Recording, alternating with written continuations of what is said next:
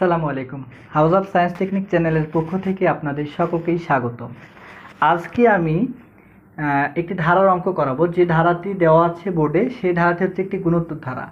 এই গুণোত্তর ধারার তম পদ নির্ণয়ের ফর্মুলা আমাদের জানতে হবে। এখন অঙ্কে বলছে, দেখেন 64 plus 32 plus 16 plus 8 plus dot dot dot ধারার অষ্টম পদ নির্ণয় করো। কততম পদ বলছে? অষ্টম পদ। এই অষ্টম পদ আমরা কিভাবে নির্ণয় করব দেখেন। মনে করি বা প্রদত্ত ধারার প্রথম পদ a = 64। এখন এই গুণোত্তর ধারার ক্ষেত্রে সাধারণ অনুপাত বের করতে হবে। এই সাধারণ অনুপাতকে কি দ্বারা প্রকাশ করা হয়?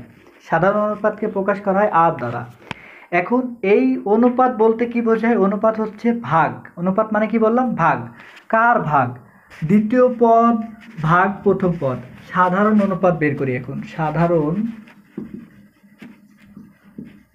অনুপাত আর ইকুয়াল টু দ্বিতীয় পদ ভাগ প্রথম পদ। দ্বিতীয় পদ কত? 32 ভাগ 64 ইকুয়াল টু হাফ। এখন বলছে তম পদ নির্ণয় করতে হবে। কততম পদ? অষ্টমতম পদ। এখন আমরা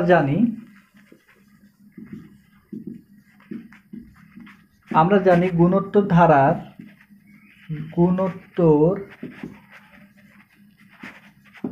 ধারার n তম পদ equal to a r n - 1।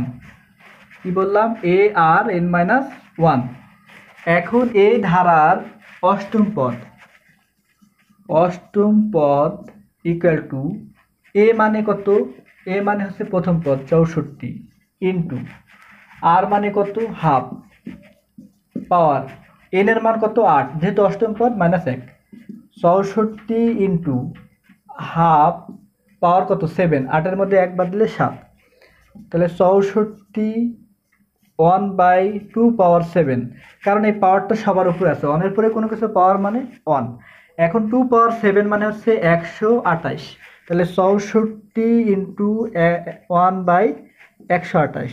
128কে 64 দিয়ে ভাগ করলে হচ্ছে 2, তাহলে হাফ।